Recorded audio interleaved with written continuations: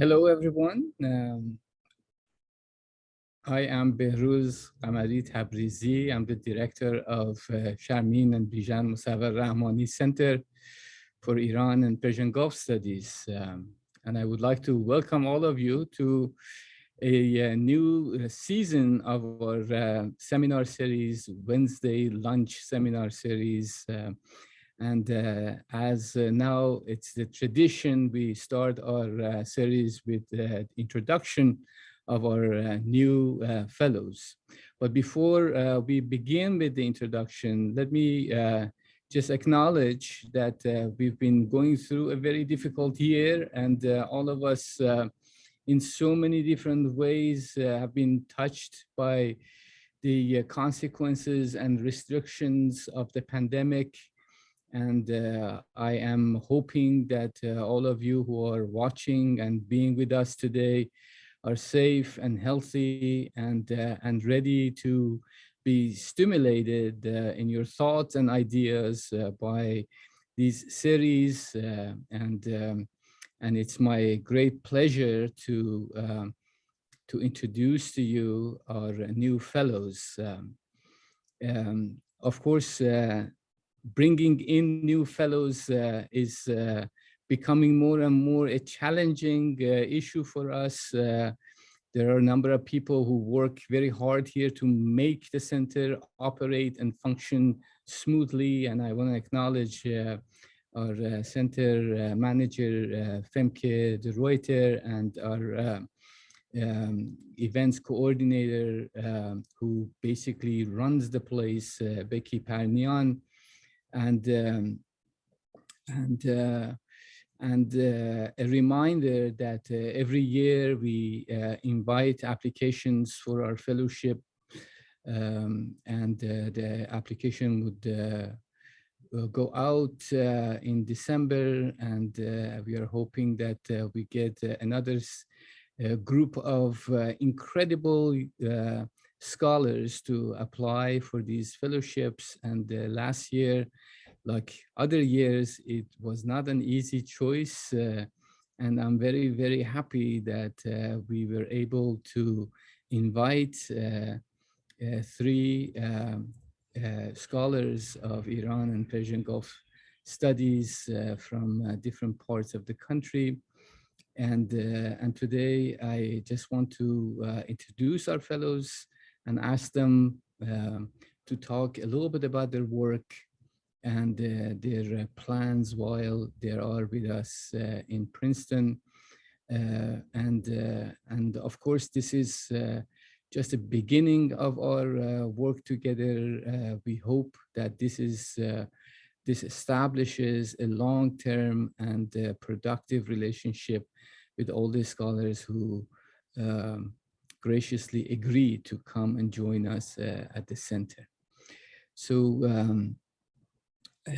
I'm going to go alphabetically with the first Dr. Sheida Dayani, and then Dr. Naveed Mansoori, and then Lindsay Stephenson, who are going to talk about their work.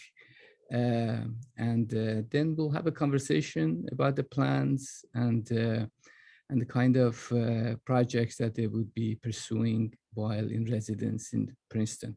So let me ask, and I'm going to call your first names because it's awkward that we are in the same floor. And by the way, we are all sitting next to each other in our offices, and this is a little bit strange to be on this video screen while we are so close, sitting next to one another in our offices. So I'm going to just call you by your first name, and Sheida, please let us hear about your work, where you come from, and what the plans are while you are in residence here.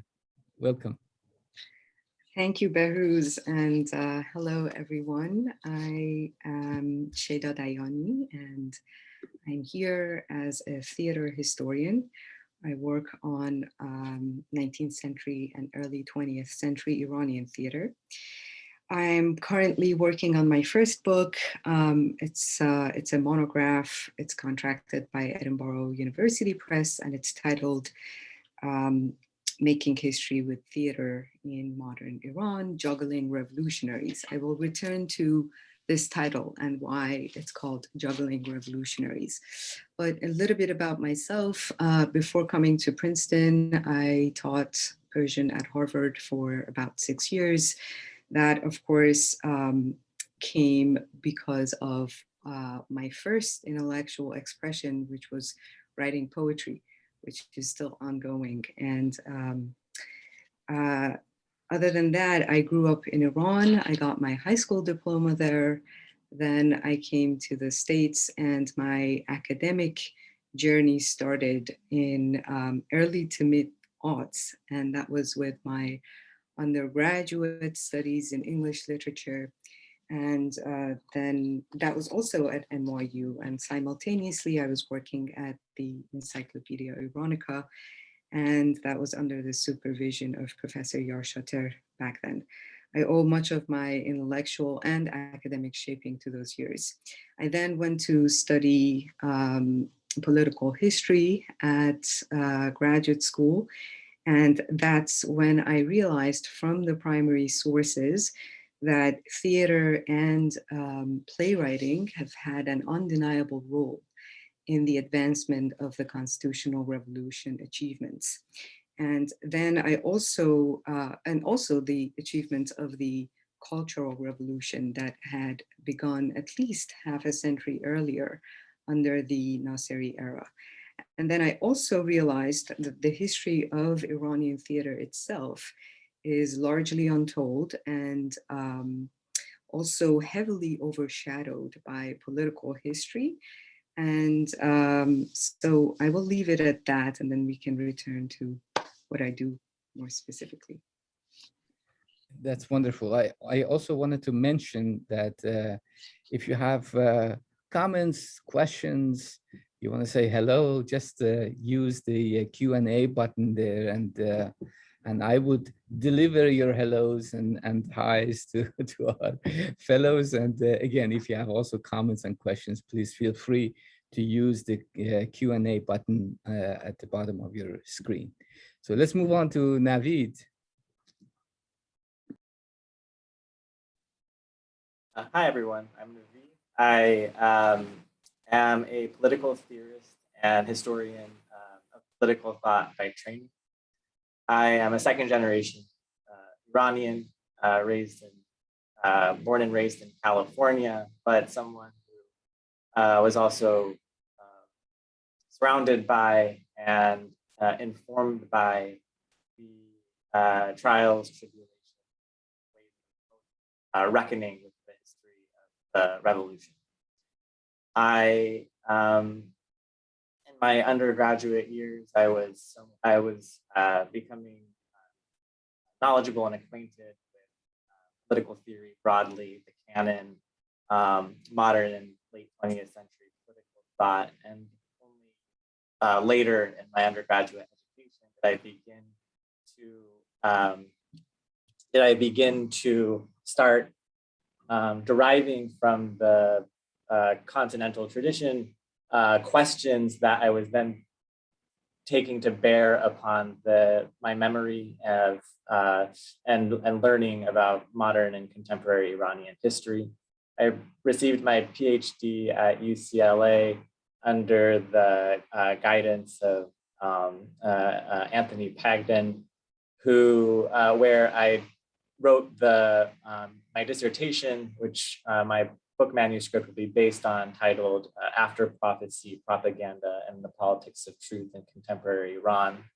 There, the questions I was asking that were informed and contributing and conversant with political theory were largely centered on how do we think of political theory in aberrant or abnormal times, that is, in times of crisis. And I'll speak to that more when we elaborate upon our research projects. In the time since I filed my dissertation last year, I was a ACLS Emerging Voices Fellow at the Religion, Race, and Democracy Lab at the University of Virginia, where I was working on my research and doing some public-facing works that are bound to be published soon. One is an interview with Shafa Tadabi on the relationship between working through the mood of despair in after a revolutionary event, and the way in which a revolutionary ethos and disposition travels, the way in which the revolution moves when people move, even outside of the sites in which they occurred. Questions again that my research and my project are concerned with. I should say that now first of all, I want to thank, I forgot to say this to Behruz, Femke, and Becky for organizing this, and also to say that now that I'm at the center, I'm thrilled to finally be in the company of scholars of Iranian studies, where I'll be able to now think and reckon with the questions of my project in a way that will be singularly focused upon Iran. And I'm just excited for the opportunity. So thank you, and I'll leave it at that. Okay, thank you so much, Navid. And I think we'll get back to your project in a little bit to sort of unpack it a little bit for our audiences here. But now I want to move on to our third fellow here, Lindsay Stephenson, who is a familiar face for Princetonians, and it's such a pleasure to have Lindsay with us this year. And let's talk a little bit about your work, Lindsay, and get back to the future plans in a bit. Sure. Thank you, Behruz, for hosting. And it really takes such a large team of people to get these things up and running. So I'll just kind of throw out a blanket thanks to all of the tech people and organizers, and all of the participants, the people who are making time to come and listen to us talk about ourselves for a little bit. I, like Behruz said, I got my PhD from Princeton, which is why I'm a familiar face. I was in the Department of Near Eastern Studies. I work on the Persian Gulf, and namely migration from Iran to the opposite shores of the Gulf. I came to this subject, it was a long road. I got my undergraduate degree from Georgia State University. I studied political science and Middle Eastern studies. And I was initially interested in Kuwaiti elections, of all things. But in the course of like really doing a deep dive into Kuwaiti elections, I came across this, the Iranian community there of Kuwaiti Iranians. And I initially was just really curious about their voting patterns. But then I sort of took a historical turn, as many people who end up being historians do. They, start with one question, then are trying to get to the bottom of it, and then they become historians. So that's kind of where I am. I'm wanting to just a very basic question of who are the Iranians in Kuwait and how did they get there, and just sort of unpacking that, because of course there are Iranians all over the Gulf. I did my master's at the Aga Khan University in London, the Institute for the Study of Muslim Civilizations. And then I came here to Princeton for my PhD. And I'm really interested in thinking about the south of Iran. Outside of oil, most people, associate, south of Shiraz with oil. And my project really looks at the pre-oil period. And I'm interested in tying in the history of the south of Iran to a broader Indian Ocean story. People know that, during the medieval period, Persian was kind of the lingua franca of the Indian Ocean, but then the story kind of drops off once we move into the modern period. So that's the story that I'm looking forward to telling. That's so great. I have to mention this, Lindsay, that in one occasion you started your talk with this question of what is the longest distance between Ahvaz and Bushehr or Rasht to Ahvaz, right? And sort of the sort of indication of how Iranian South is all lumped together as just one entity, and people often don't realize how vast it is, how diverse it is, and what a rich history that has. And it totally tripped me off because, you know, coming from, my family comes from the Caspian Sea region, and so of course Rash to Ahvaz is such a long distance. And then I checked and said, actually Ahvaz to Bushehr is longer than Rash to Ahvaz. And so this is such a Bandar Abbas, yeah. to Bandar Abbas, I'm sorry, yeah, Bandar Abbas.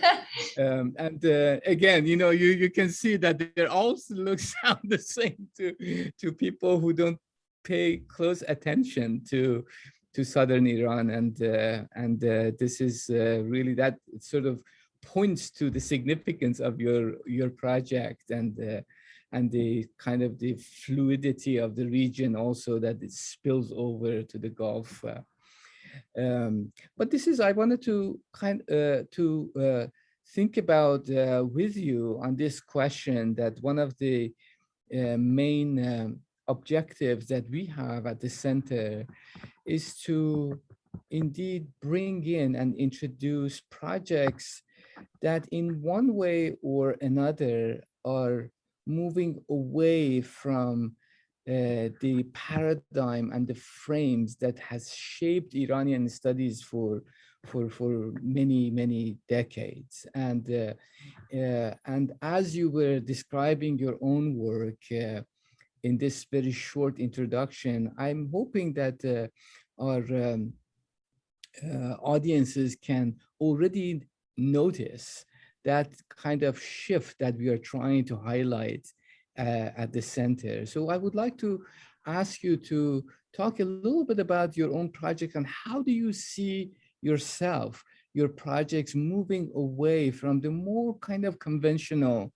and old paradigms and frames of Iranian studies, by introducing subjects, topics, methodologies that are much more creative, much more innovative than what has been the case conventionally in the field.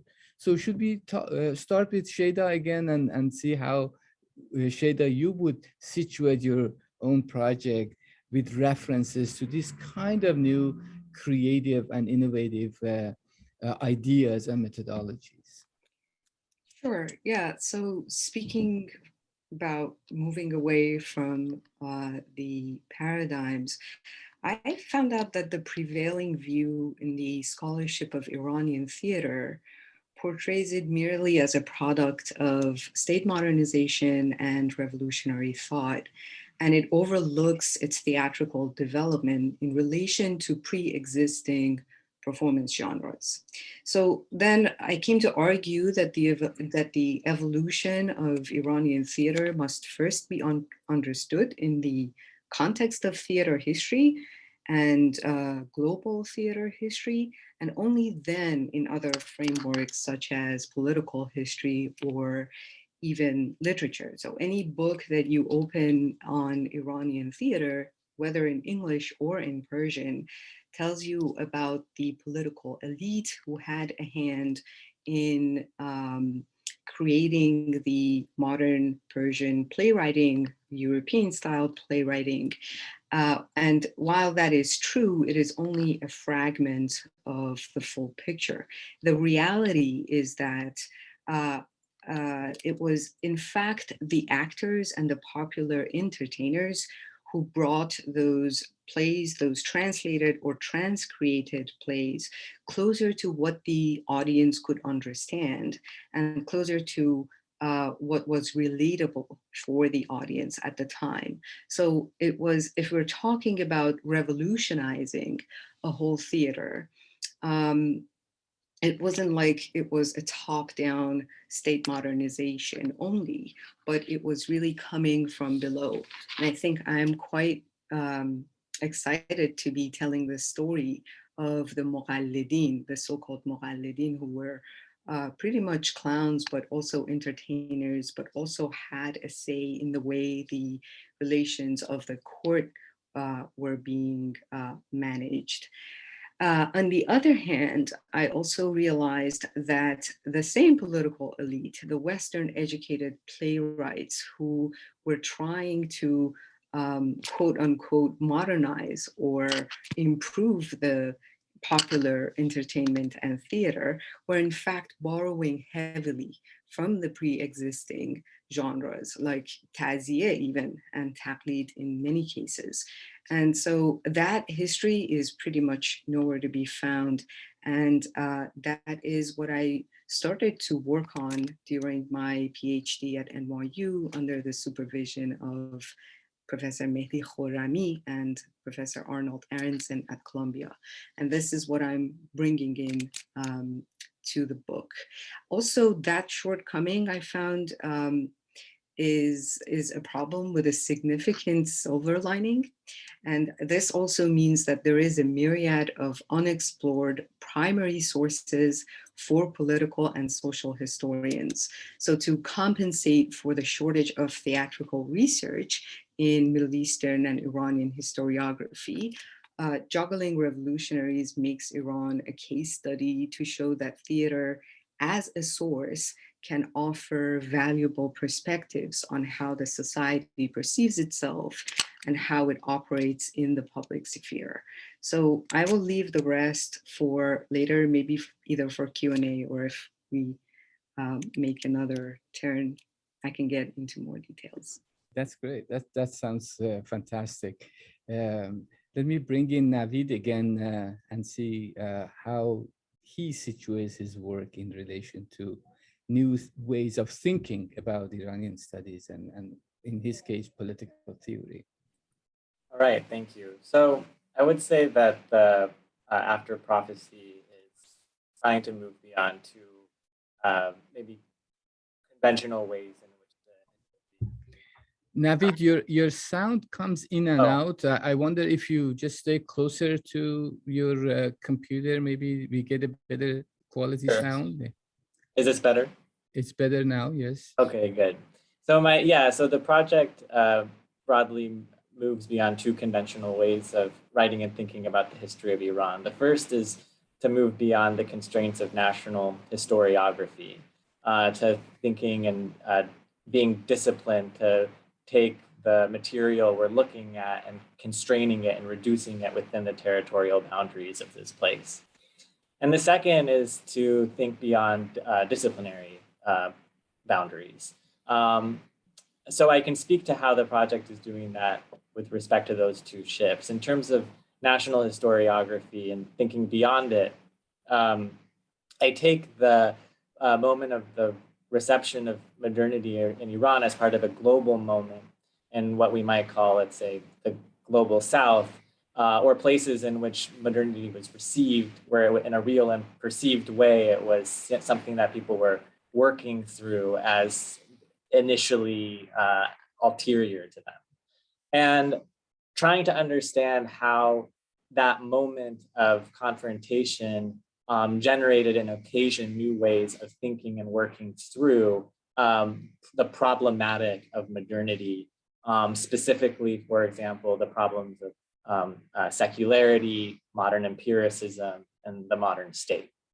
So, and as I think about and work through propaganda, which we conventionally understand as an instrument of domination and deception, as lies governments tell within the constraints of misinformation and maybe secular accounts of truth, I'm thinking of this moment around the interwar period when, and so I'll mark a chronological coincidence that I think is generative, that in 1941, when Sadiq Hidayat published Ufakur, Blind Owl in Tehran, a novel that is legible as surrealist, in the same year in Martinique, M. Césaire and Suzanne Césaire published Tropique, the surrealist journal Tropique. A moment that Robin Kelly situates within the global history of freedom dreams. And so I take that particular coincidence and these moments of coincidence to consider Iran as part of the history of freedom dreams, as working through the reception of modernity globally, and to try to then think Iranian history with that kind of global attunement, with that global attunement. The second is to work beyond disciplinary boundaries. So there's a way in which there are intellectual histories of modern Iran. There are media histories of modern Iran, social histories and such, and these are typically treat each of these registers separately. And what my project is doing is a history of mediascapes that is trying to think intellectual history as intellectuals articulate and communicate and present their ideas in a material way, and to try to understand how the materiality of the medium bears upon the ways in which intellectual culture, the very status of the intellectual and the circulation of ideas was shaped and informed by mediascapes. So to sit down and you're reading these Shadiati's edited volumes, you're reading transcripts of oratory. And to actually say, well, this was spoken word, to take the site of oratory seriously, to take the histories of orality and modes of public speaking seriously, and to consider then what the substance is doing with attunement to style and style. And so in those two ways, I think what my project is doing is trying to move beyond conventional ways in which the history and theory about Iran have been typically written and thought about. And I'll elaborate further if we come back. Thank you. That's so fantastic, and I think that people who are listening to us now, they're thinking that they should be here for the whole year and to witness how all these projects unfold. And that's really one of the most incredible things about my job here, is to see all these things that come through the center and unfold in such an amazing way, and this kind of vibrant environment that you all are creating here, that it's such a privilege to be a part of. And Lindsay? Sure. So I think my work is really disrupting kind of received boundaries of Iranian studies in a very concrete way, as I work on borders like this, space of Iran itself. As we all know, the Iranian state is really starting to form. The modern state is starting to form in this period that I work on. And I think that it's important that we don't take that for granted. And so part of what my work does is to show the porousness of, whatever we think of as the territory of Iran, and to show how it's the connections of Iranians throughout the Indian Ocean and the Gulf really sort of reverberate back into Iran. There's a conversation going on about Iran outside of it. And so there's a kind of back and forth. I mean, many people, I'm sure you know that Habl Mateen, for example, it's a very famous newspaper, was actually published in Calcutta. And there are whole communities of Iranians throughout the Indian Ocean who are developing these ideas about the constitutional revolution, but also about modern education and other topics that both move into Iran, but also move across spaces, oceanic spaces as well. And so thinking about the sort of process of making this territory of Iran is central to my work, and the way that people negotiate their relationships to this place called Iran, through language and trading relationships and, papers that they have to carry. So my work is sort of on the border of Iran and Iranian studies. And I think that there's so much that, Indian Ocean studies as well as work on the Gulf itself can offer to Iranian studies, especially because the field has been primarily oriented to the north.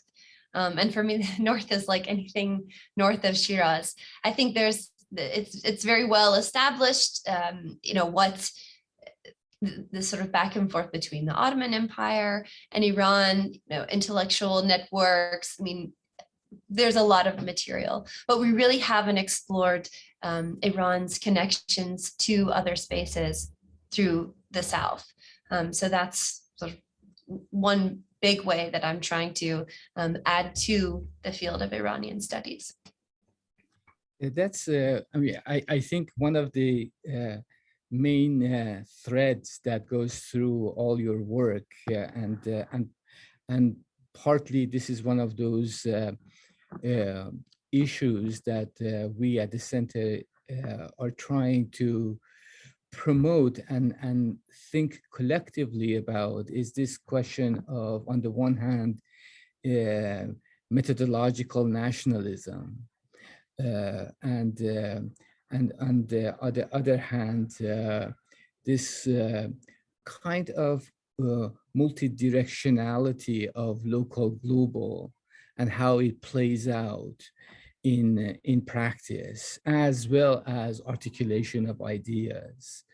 And I think, in all your very short presentations, I see different ways that these two issues are a part of possibly from where I sit today, a very constitutive part of your projects. And this sort of moves away from this kind of state-centric understanding of history by bringing in actors, players who are often neglected in different kinds of historiography. And even if they are considered to be a part of that historiography and history, their role and presence is only understood in relation to state, in relation to those boundaries that are reified in our historical imagination. And I'm so happy that's what I hear about your projects in one way or another, is in conversation with those ideas. And of course, for Lindsay's project, and I think this is very kind of directly and straightforwardly talking about the question of borders and boundaries and the newness of all this, and this is partly when we talk about methodological nationalism, the conversation is about how new these things are and how rigid and reified they become despite that newness. And I'm so happy to hear the way all these projects come together. Of course, we have other fellows at the center who also think along the same lines, and we're going to have these conversations together here in coming months. And so I don't know if you want to sort of elaborate a little bit more, any of you, Sheida, Lindsay, or Navid, to unpack a little bit your own projects and see how these kind of dynamics that really problematize and give us a different sense of history and different sense of how these fields develop. And in a sense, I think that when we say that Iranian studies, that's sort of, we need to take that with a grain of salt, that Iranian studies we are sort of problematizing the very concept in different ways as well. I don't want to say that the state is not important. I don't want to say that, obviously that's how boundaries are drawn. That's how education is designed. That's how funding goes to the theater groups and the performance of these plays. But nevertheless, that kind of reductionist understanding of state-society relationship or local-global relations is one of the issues that we try to address in our works in one way or another. Sure, I could speak to that, Behrooz. To your last point, I would say that my research traces theatrical transmissions in Iran through the waves of migration to and from the Balkans and Anatolia on the one side, and then the Iranian plateau, Greater Khorasan, Transoxiana, and then Western and Northern India on the other side. So included in these migration waves of early modern and modern periods are the transmission of people's theaters, customs, religions, and mutable forms of identity, in fact. And at the same time, we have theatrical sources that give us new perspectives on the construction of national identity and the composition of pro and anti-constitutional forces within and outside the state. So then the historian is encouraged to juggle with new sources that can narrate history from below. And as you said, not just the conventional narratives of the state, as I also mentioned earlier. So now, for instance, how did the representation of merchants in the plays of the 1870s relate to the role in the 1906 parliament? There is a link when we look at these plays. Or what do these plays reveal about the intelligentsia's representation of the clerical class, lawmaking, language reform, and gender imbalance? I mean, these are all issues that could be revisited and rewritten with new sources if we pay more attention to theater. Or how does the presence of foreign envoys in the annual mourning rituals of Nassereddin Shah affect the integration of comedy into Taziyeh passion plays? Here we have, in fact, the society and the foreign developments impacting theater, as opposed to theater impacting political history. Why were melodrama and farce the first European forms adopted in Iran? There is a very clear link between melodrama and farce being the plays or the forms in which Akhundzadeh and Mirza Agha Tabrizi wrote the first plays in Persian and Azeri and then translated into Persian. There is a very direct link between the form of farce and melodrama and what was in the readings that they were doing at the time, the 19th century spirit of, in fact, revolution, bringing change, the melodramatic spirit of the century itself. And there is also a clear connection between that form and what was already existing in the popular entertainment forms of the time. Or another aspect, why is Molière the first European dramatist to be translated and performed? I have found some links between that fact and who was performing on the stage of either the court or on the streets. So the performers themselves, the actors themselves, what they were doing, who they were, where they were coming from, these all contribute to the larger picture and to what the Iranian society looked like. Okay, so I think I could leave it at that for now.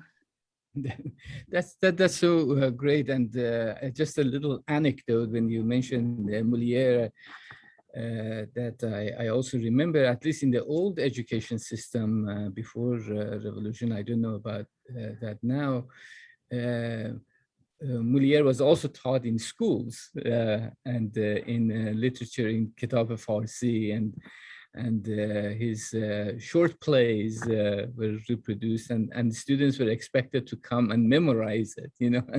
So every little student was a sort of a Molière actor at the same time, you know. And, of course, yeah, that was a remnant of Darul Funun, in fact, of right. the Qajar education, and there is good reason for that. I mean, the graduates of Darul Funun who were often educated in Europe and then returned to Iran and were encouraged to teach the French language and French literature. Together with their teachings, they were also bringing in ideas of the French Revolution. And as well, Molière was a great persona to introduce for showing the discrepancies between the state and the church. So it fit that narrative perfectly at the time of creating the first curriculum of secular education. Right, right. I mean, I wonder also whether there is any study of these early translations. And I know in other places, I worked with one of my very brilliant students who was working in Egypt of 1860s and 70s, and all these translations to Arabic from French and English, and how these translations actually Egyptified the text, you know, and I don't know whether, you know, there is any study of that, and this sort of discrepancies between translations and how these discrepancies actually was a reflection of this different kind of cultural adaptation of these texts.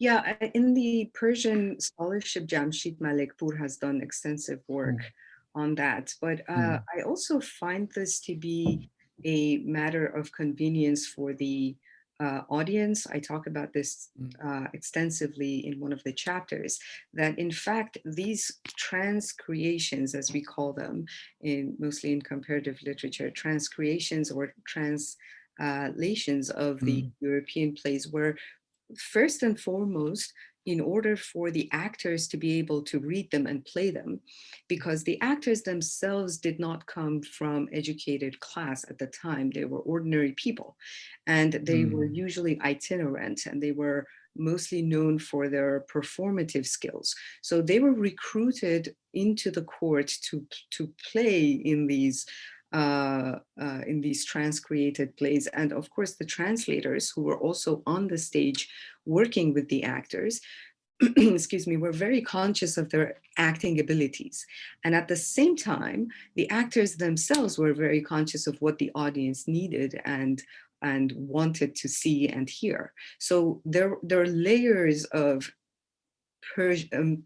maybe actually making these plays Persianizing these plays, or domesticating them for the audience into not just the language, but the culture that was relatable and the humor specifically. So you see a lot of these transcreations and translations with what is known as discrepancies, but they're often really not discrepancies. They're just these insertions done by the translators for the actors and by the actors for the audience to make the plays understandable and relatable for the time. That's great. Of course, you, Lindsay, you deal with the question of language in a totally different way, right? That these are Iranians who speak Arabic, many of them, and how that language plays out. Especially towards the end of 19th century or early 20th century, that state building involved this kind of language nationalism in Iran as well. And how does that play out in your work in terms of language? Yeah, so the Iranians of the South who migrate, prior to oil across the Gulf are actually a really diverse set of people. So even calling them Iranians is like, okay, we've really subsumed a lot of different, languages and dialects into one by calling them Iranians. They eventually just collectively become known as Ajam, which is, depending on what country, it's not nice to be called Ajam.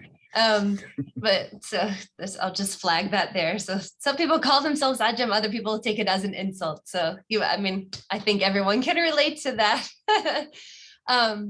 So we're not even, necessarily dealing with people who have been, educated in Persian, and they're sort of learning Persian on the other side, as this sort of collective identity of being Iranian forms, because prior to them leaving, there is no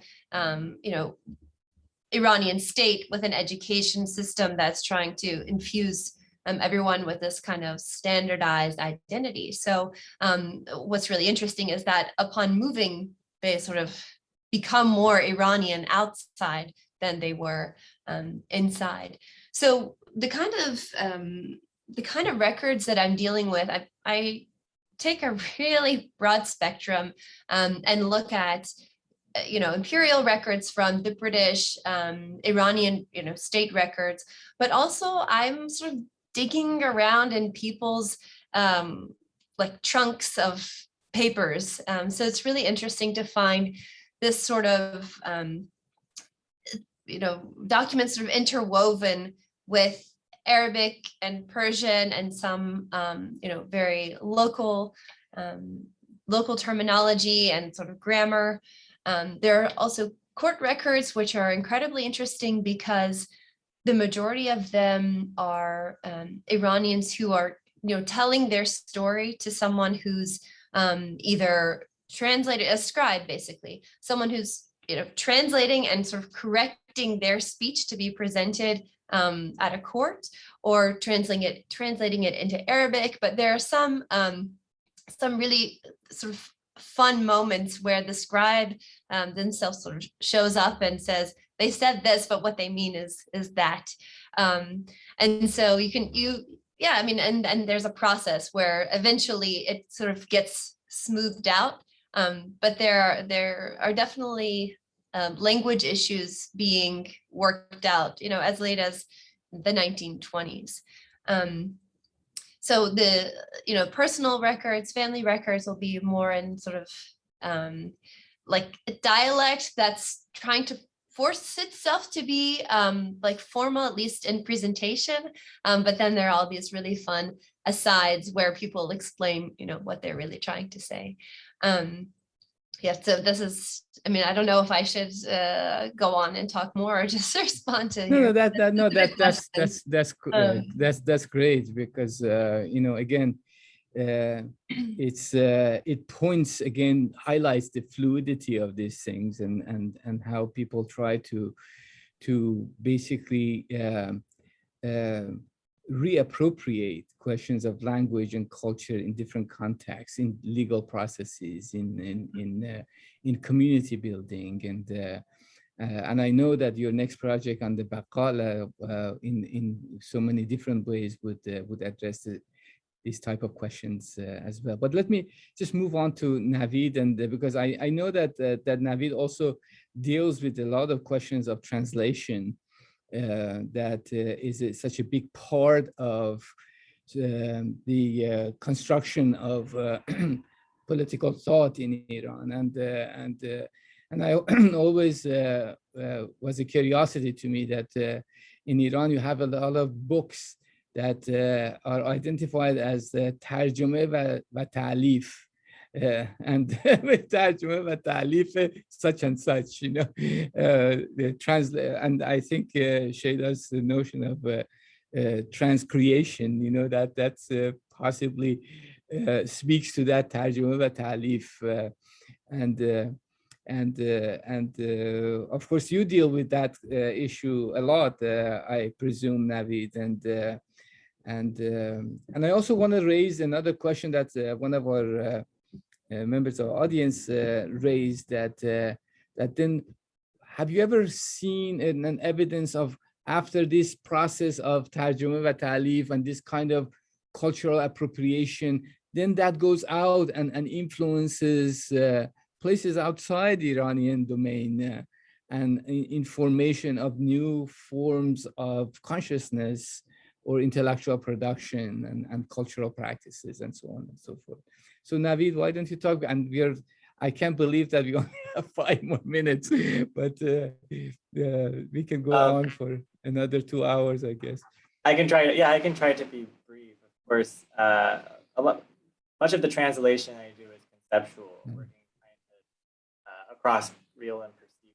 Navid, you need to come closer to, forgetting.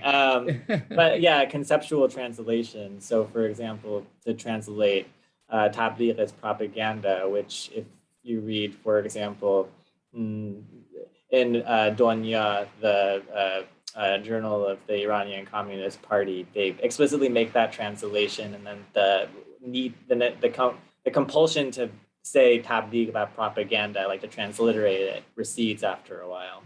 But the question I'm asking is not simply about trying to find the right word, but an alternative narrative of decline about the onset of modernity. So for those of us who are familiar with continental political thought, there is a story, and the story is that with the onset of modernity signaled the culmination of the death of God and the end of metaphysics. And in my archival research, what I found was an alternative narrative, one that saw the onset of modernity as the culmination of the end of the prophetic tradition. And as that narrative is in circulation, and this is around the interwar, post-war period, the concept of propaganda, that tabligh, is also in circulation, and reformist Shias are starting to tell a story that the ideal propagandist was the prophet, that the prophet had the capacity to immediately see and understand the truth and to communicate it in a way that was immediately heard and understood. But with modernity, the circumstances for such a prophet to be possible were annihilated. And so propaganda then became the mode of communication that had the potential and possibility of reviving and reenacting prophecy, despite that return being impossible. And so that another register that requires some translation is to give an account of crisis, but crisis in terms of, as I was saying before, in terms of what happens with modernity. Well, self-doubt, that ignorance or doubt becomes constitutive, that there is no longer a sensibility that we are in communion unself-consciously with an intelligence. And what I do in my research is do a concept history, and the concept that I find that comes to describe and conceptualize the nature of this crisis is what's called the barzakh, a concept that is from Sufi Islamic philosophy that refers to the space between dream and waking life, a state of ignorance. So where the prophet had access to a clime in which objects of revelation were immediately understood, suddenly with modernity, that clime was foreclosed generally, and suddenly everybody was, in the words of Sadaq Hirayat, a blind owl. And when I take that circumstance to then the Barzakhi circumstance, they're translating the nature of crisis with the reception of modernity and the concept of tabligh, doing a conceptual translation attuned to the particular history of that concept and its narrativization to then reconceive propaganda around the circulation of visions of the world and the ways in which different political orders then, or what I would say even different Irans, are being presented as invitations for people to respond to and organize around. And so that's the kind of work of translation that I'm doing in my project. these are of course, again, fantastic, fascinating, creative, and brilliant projects. And I'm running out of adjectives, but there are many more I can add. I just wanted to introduce you to our audiences, to our community here. And next semester, hopefully, we cross our fingers, we will have in-person events. I would ask each of you if you would kindly offer a lecture for people in Princeton community, and hopefully a more detailed account of what you are working on and your future projects. But this was a teaser, and hopefully we generated enough curiosity out there to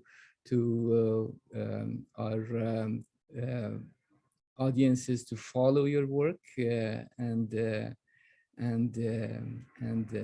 for me to again have the privilege of being in the same building with all of you for many months to come. And again, I thank you, and we are going to have these seminars for this semester online, and hopefully many of you would tune in for our conversations. Next week, we have a celebration of the life and work of Ahmad Ashraf, and I hope that you will all tune in and help us to acknowledge his contribution to the field of Iranian studies. Thank you so much, and stay tuned.